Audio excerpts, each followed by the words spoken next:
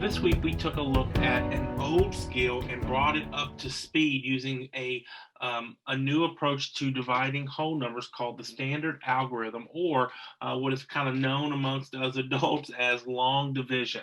And so what we did is we started with whole numbers and a single digit divisor. And remember that the divisor is the second digit, or it's the number that we're dividing by. And we said we're going to set it up and do a process. So in terms of the way we set up the dividend, which is the number that we're dividing up. So 3007 or 3171. And then we created a partial box and put our divisor on the outside. And what really looks different from the way we used to do, we used to drop that line all the way down. So we no longer have to do that.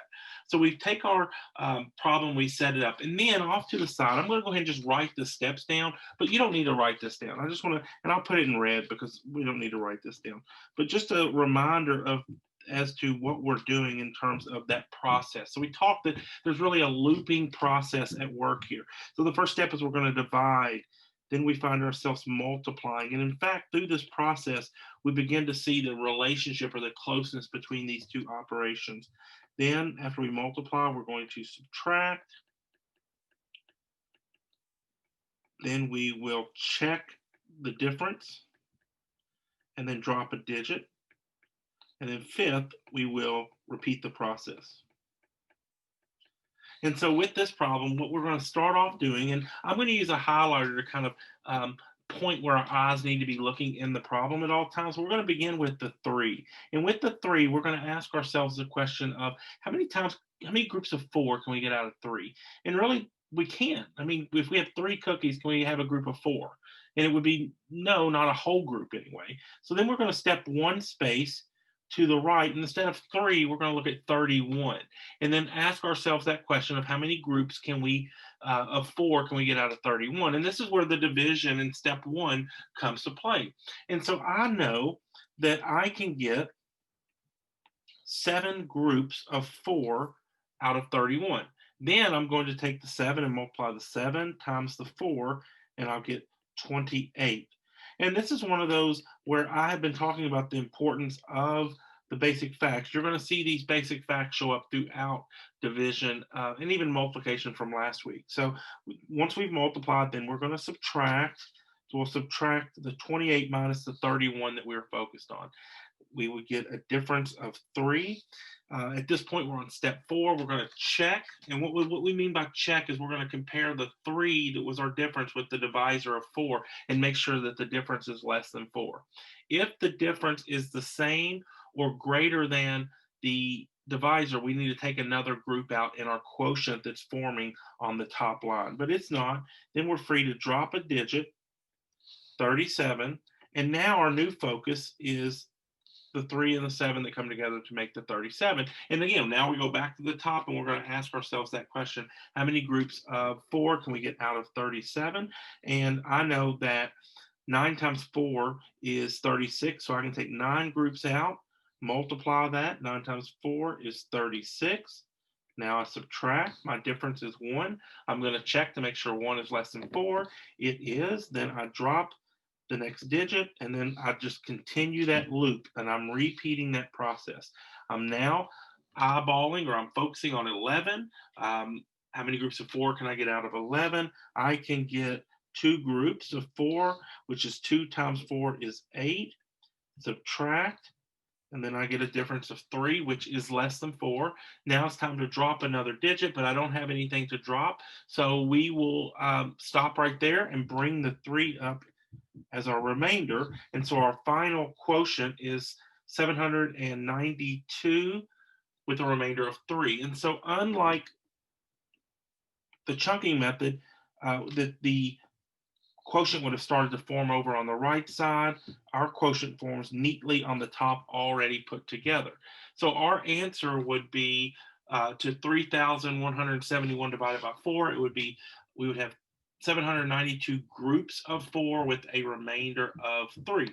I'd like to look at one more problem that we need to know how to do, and that's when our divisor is a 2-digit number. And so let's look at 1,685 divided by 12. And so on this problem, we start to see this two-digit divisor, which is unique to us.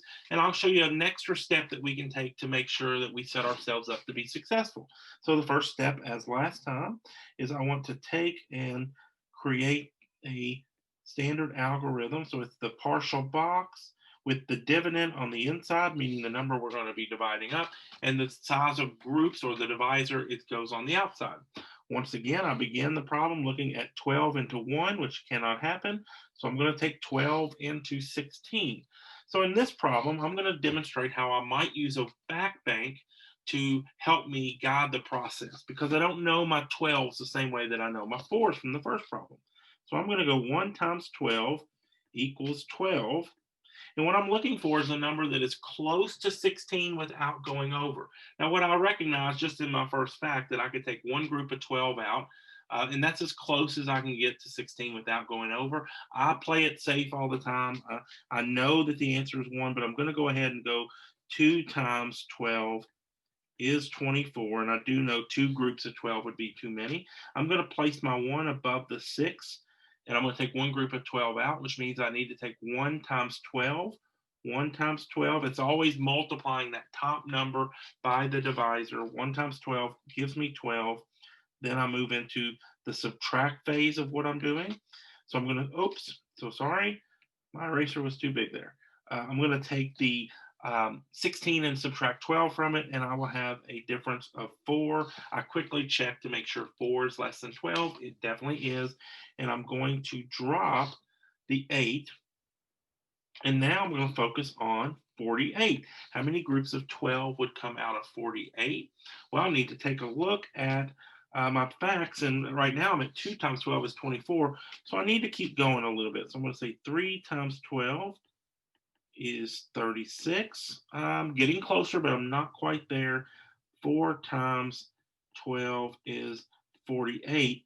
I hit it, right on the spot. So I'm not going to be able to, it would be, I'm not going to try to go 5 times 12 because I've already hit the 48 right here. So I'm going to take 4 groups out. 4 times 12.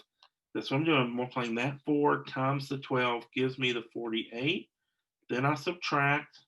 My difference is 0. So I almost want to think, well, am I done? Is the answer 14? No, because I still have a digit that needs to be dropped in the 5. So I'm going to go ahead and drop this digit. And now my new focus is the number 5. Obviously, the 0 has no value, and then my 5 was in the ones place in the green shaded number on the bottom. And so I'm going to ask the question, not can 12 go into 4, but how many groups of 12 can I get out of 5? I'm so sorry, I just misspoke. Not can 12 go into 5, but how many groups of 12 can go into 5? And so I can't get any groups. Well, I can't get any, that's not numbers. I need a numerical answer. And the answer is how many groups of 12 come out of 5? 0. So I can get 0 groups, and 0 times 12 is 0. I subtract 5 is my final answer of my difference, and I have no digits left to drop. So it's 140 with the remainder of 5. And I do want to let you see this scenario where if I do have the 0 up top, that's completely okay. We just want to make sure that we complete it out and multiply by 0. 0 times any number equals 0. And that way it'll help us get the final quotient of 140 with the remainder of 5. So this is a look at standard algorithm division of whole numbers. Remember the steps: divide, multiply, subtract, check your difference, and drop digits until you have none to drop, and then always continue to repeat the process until you're finished. So that's a look at this week. I appreciate you taking a look at us dividing and what we've done this week. Good luck with your quiz tomorrow, and thanks for taking time to watch this.